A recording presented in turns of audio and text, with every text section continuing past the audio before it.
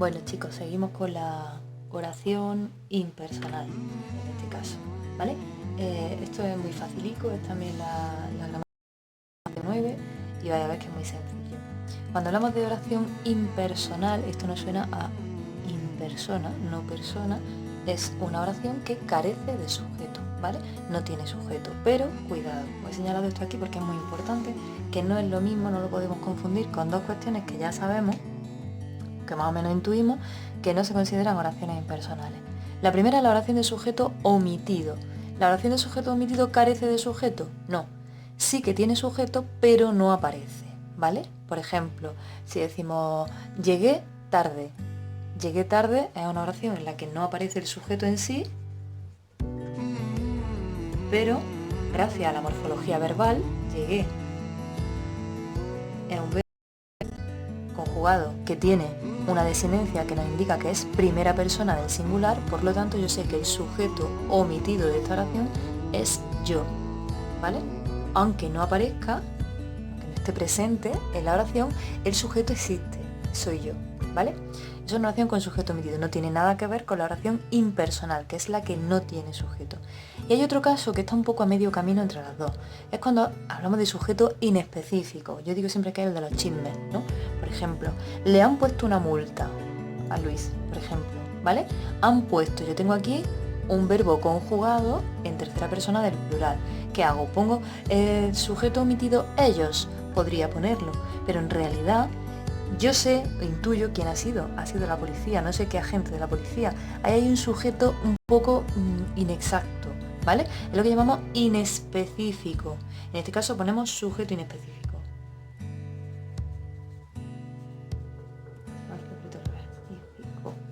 ¿Vale? O también podríamos poner sujeto omitido ellos. No me parece muy grave que no lo sepamos distinguir en este caso. No importa, la cuestión es que hay un sujeto ahí, nosotros no lo sabemos, porque está oculto, porque no queremos desvelarlo, ¿vale? Por lo que sea. La cuestión es que las oraciones impersonales, en las que nos vamos a centrar hoy, son las que no tienen sujeto. No tienen porque no tienen, ¿vale? Le he dado a la luz, no sé si se ve mejor, lo dejo así. Vale, cuando la oración carece de sujeto, encontramos que tenemos un verbo en tercera persona del singular, cuidado aquí, del singular, porque no tenemos sujeto con el que concordar. Recordad la palabra tan bonita que era concordar, ¿no? Aquella del corazón. Cuando tenemos una oración, digamos, normal, el sujeto y el verbo tienen que concordar en persona y en número. Una forma de distinguir las oraciones de sujeto, impersonales, con ausencia de sujeto, de las oraciones de sujeto inespecífico, que lo llevan en plural, también tercera persona, pero siempre del plural, ¿vale? Así podemos utilizarlo para distinguir entre los dos. Entonces, las que carecen de sujeto, ¿por qué carecen de sujeto? Pues porque hay acciones que nosotros no sabemos quién las hace. A mí siempre me gusta explicar esto un poco en relación con la metafísica, ¿vale? Cuando yo era pequeña me decían, me acuerdo en la guardería a la que yo iba, decían, cuando llovía, los angelitos están haciendo pipí. Porque claro, llover, ¿quién llueve? Nadie llueve, llueve el cielo, llueve Dios, no lo sé, no lo sabemos. Y me decían, los angelitos hacen pipí, no imagináis el asco que me daba a mí aquello, ¿no? Yo iba intentando no mojarme bajo ningún concepto. La cuestión está en que no todo lo podemos explicar, ¿vale? Como con esa excusa que me ponían a mí en la guardería. No todo tiene un sujeto que esté detrás, o por lo menos nosotros no podemos hablar de un sujeto específico, ¿vale? Y entramos ahí en un terreno en el que no sabemos quién realiza las cosas. Esto nos ocurre de varias formas, vamos a ver varios tipos, ¿vale? El primer tipo son los verbos atmosféricos o meteorológicos, ¿vale? Todo lo relativo a la climatología o a la atmósfera, ¿no? Al amanecer, al anochecer. Cuando yo digo ha nevado durante toda la noche, tengo aquí un verbo ha nevado, pero ¿quién ha nevado? Es verdad que está en tercera persona del singular, pero ¿quién diríais vosotros que ha nevado? El cielo, las nubes, no lo sabemos, ¿vale? Oración impersonal. Cuando nos pasa esto, simplemente ponemos todo predicado. No especificamos sujeto, no ponemos sujeto omitido, nada, ¿vale? En esta pasa lo mismo, ya ha amanecido. ¿Quién ha amanecido? ¿Quién ha abierto las ventanas del cielo? No lo sabemos. Ponemos todo predicado, ¿vale? tenemos pues nevar, llover, amanecer, anochecer, atardecer, todas esas oraciones que están relacionadas con lo atmosférico o la meteorología, ¿vale? En segundo lugar tenemos las del verbo haber, siempre de forma transitiva. Esto recuerdo que es lo último que explicamos en clase. La transitividad es esa capacidad que tienen los verbos de necesitar un complemento directo, algo que responda a la pregunta ¿qué? ¿Vale? Le pasa al verbo haber cuando lleva un complemento directo. Hay una carta para ti. ¿Qué hay? Una carta. ¿Para quién? Para ti. Tenemos un complemento directo y un complemento indirecto. Esto ya lo estudiaremos un poco más adelante. Pero ¿quién hay? La carta. ¿Quién hay? No lo sé. ¿Quién ha puesto la carta? No lo sé. Haber es un verbo ahí un poco extraño en ese sentido. ¿Había mucha gente allí? ¿Qué había? Mucha gente. Complemento directo. ¿Dónde? Allí. Complemento del lugar. ¿Quién había la gente allí? Nadie. No lo sabemos. No sabemos quién había puesto la gente allí, ¿vale? Lo que quiero que reflexionéis cuando hablaba antes de la metafísica es que no sabemos quién está detrás de estas acciones, quién ha provocado que eso sea así, ¿vale? De todas formas, esto es una cosa de las que yo os digo que tenéis que memorizar, ¿vale? Memorizamos verbo atmosférico, verbo haber, así. Sabemos que hay 4 tipos de acciones impersonales y ya está. No tiene mucho más sentido intentar razonar más allá de lo que es fácil, ¿vale? Tenemos también, cuidado, los verbos ser, estar y hacer. Ser y estar os sonarán porque son parte de los verbos copulativos, pero no tiene nada que ver. Estamos hablando de los verbos ser, estar y hacer cuando tienen referencia al tiempo atmosférico o al tiempo cronológico, ¿vale? Cuando decimos, por ejemplo, es tarde. ¿Quién es tarde? No sabemos quién está detrás de esa acción. Está nublado. Bueno, perdonad que me he quedado sin batería. Continúo. Decíamos que los verbos ser, estar y hacer cuando hacen referencia al tiempo atmosférico o tiempo cronológico, no en su forma normal, sino en estos casos en los que hacen esa referencia, pues también son impersonales, como es tarde, está nublado. Vosotros intentad siempre pensar quién está detrás de esa acción. ¿Quién está nublado? No lo sé, no lo sabemos. Hace un día precioso. ¿Quién hace el día precioso? En ningún caso lo sabemos. Son todas oraciones impersonales, con carencia de sujeto. ¿De acuerdo? Y después nos queda esta última, que es bastante complicada, ¿vale? Yo la voy a poner para que tengáis el esquema completo y sepáis todas las oraciones impersonales que hay. Pero como nos ha pasado antes en el vídeo anterior que pusimos con la pasiva refleja, todas las oraciones que tienen se son oraciones que se analizan en profundidad en bachillerato, ¿vale? Pero que sepáis que existen.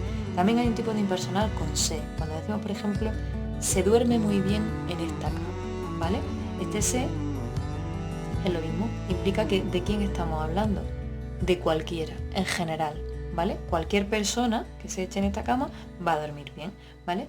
Tendríamos en este caso, aquí tenemos el verbo, aquí le ponemos marca de impersonalidad y la analizamos como una oración todo predicado sin sujeto, porque no hay una persona o un ente detrás de esa acción.